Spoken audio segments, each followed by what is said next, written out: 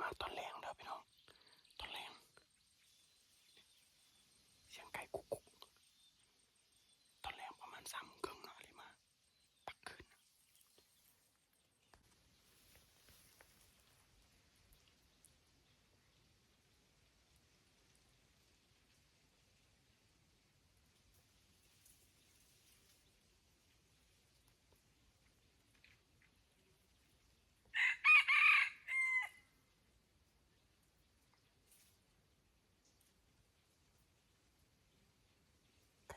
ไก่อ่อนขึ้นมา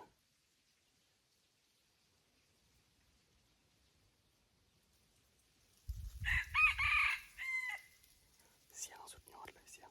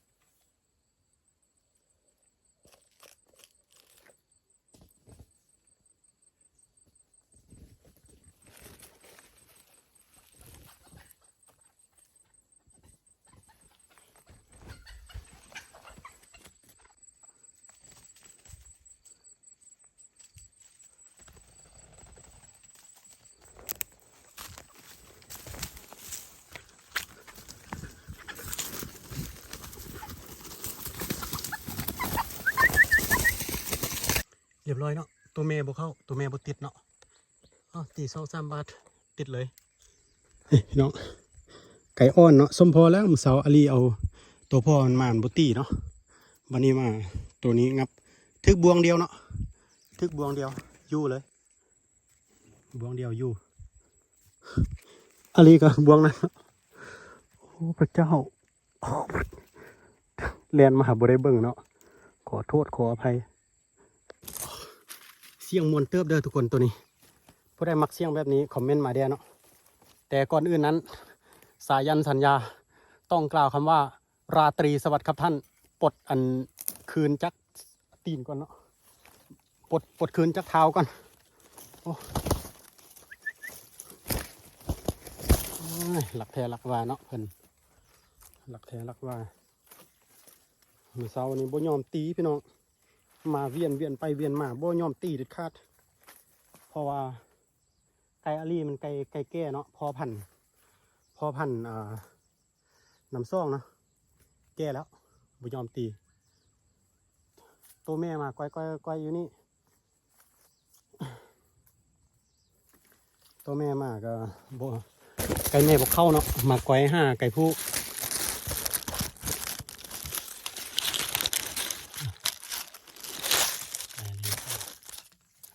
มาก้อยห้าตัวผู้เราบ่ยอมมันนั้นเนาะบ่ยอมเข้า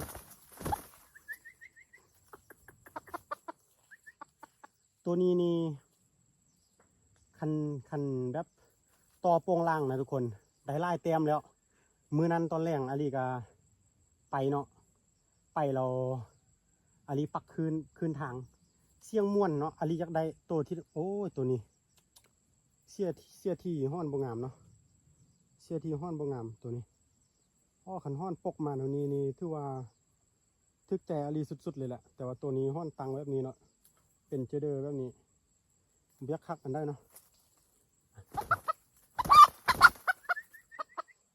แห่ตัวนี้แห่ยอมรับว่ามันแห่เพราะว่าไก่ปล่อยบ่ได้จับจักเทื่อตัวนี้ทุกคนไก่ปล่อยบ่ได้จับจักเทื่อเนาะเราอาลีมาจับค้อนได้อาลีมาวันที่1เนาะวันที่1ที่2เราอาลีไปส่งเครื่องฮอดวันที่5ก็ได้5มื้อนี้วันที่10ทุกคนมื้อนี้วันที่10 เดือน3เนาะวันที่10 เดือน3 5ก็ได้5มื้อนี้เราเอามาต่อเลยมืออาลีไปลองมื้อนั้นน่ะมันบ่คั่นซื่อๆคันมันคั่นในเรียบร้อยมาตีปีกบ่เราบัดนี้มันคั่น4-5 บาทแล้วมันเสาเนาะไก่ป่ามาเคลียร์กองค้อนมันนั่นอาลีก็บ่ฮู้น่ะสิเฮ็ดเลยเพราะว่ามันบ่ติดคืนเนาะเราเสียงมันม่วนอยากได้อาลีก็เลยปะมันก่อนปะมันเราบัดนี้มันห้าวมาแล้วอาลีว่าสิไปต่อก็เลยได้ยินตัวนี้คั่นมื้อเช้านี่มายามแฮวอยู่หั่นได้ยินตัวนี้คั่นอาลีก็เลยขึ้นมาตอนแรกเลยเรียบร้อยทุกคนเทื่อที่2เนาะเทื่อที่2เราได้ตัวนี้ตัวที่1ทำอิฐท่านพาดเนาะมาเราบ่โป่งล่างนะสุดยอดเรียบร้อยวนไปเวียนมาโอ้หลายนาทีโอเคเนาะทุกคนตอนนี้อาลีกลับมาฮอดส่วนละอาลีว่าสิเอาตัวนี้ขึ้นขอนไว้เนาะเพราะว่ามันอาลียานมันรอบเนาะลองเบิ่งว่ามันสิรอบแท้บ่ได้เอาเชือกมาทำเชือกเองเปลี่ยนเบิ่งว่ามันสิรอบบ่หรือว่ามันบ่รอบเนาะถ้ามันรอบนี่แล้ววับเลยปีหน้าค่อยต่อหรือว่าเดือนหน้าเดือนไหนเนาะเบิ่งก่อน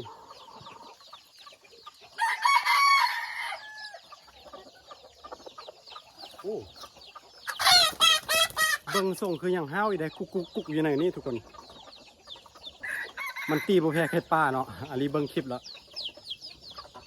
มันตีบ่แพ้ไก่ป่าไก่ป่าแก่ก็มันเนาะแก่ก็มันประมาณ3 เดือนนี่แหละไก่ป่าตัวนี้เบิ่งกระหูละ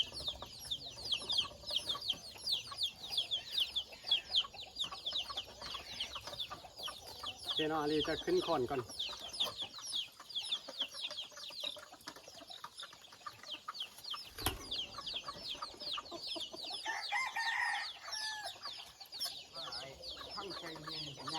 ก้อนบ่อมือนึกแท้ๆตื่นเอาไปแล้ว ไอ้ย่างมันบ่ได้เนาะมันหัวมันต่ำแล้วนะเตะเลย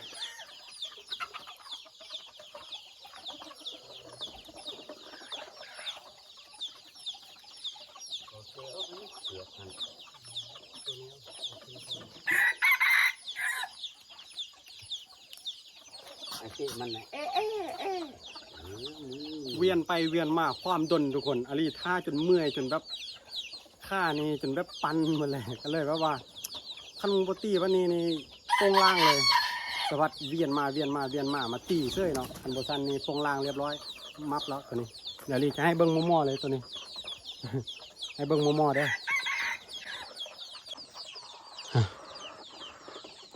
ตัวนี้ละ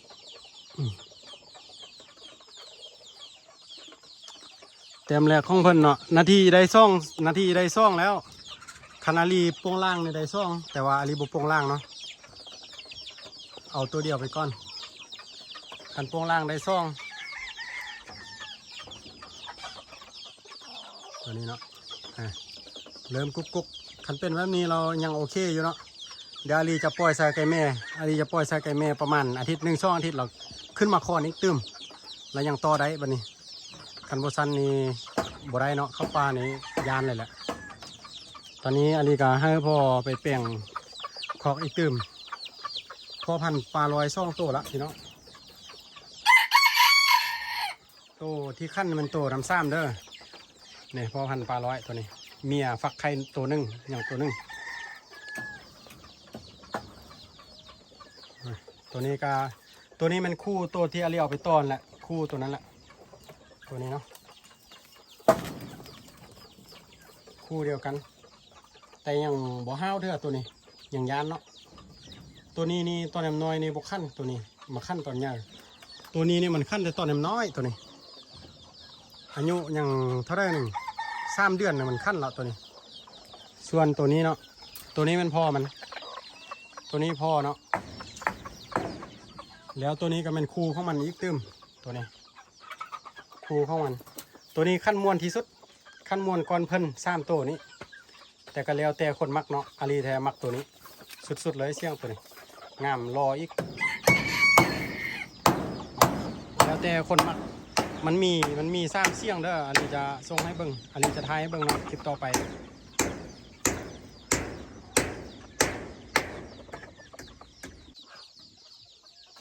คิดว่ามันอีรอบมันบ่รอบทุกคนมันยังขั้นมันยังสู้ไก่เซ้ย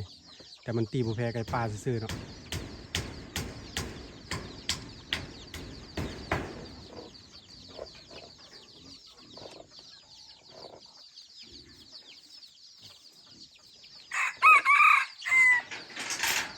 สุดๆปกติในคันทึกตีแบบจนห้องแบบนี้นี่กลับมานี่เศร้าแล้วมันอีขั้นนะ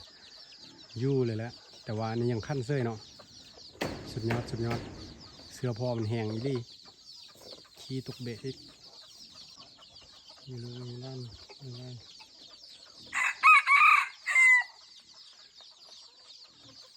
คักอยู่เนาะได้มาเมื่อแรกขึ้นคอนเลยเนาะขึ้นคอนนำตัวแม่นอนเลยมันเห็ดโหดเกิน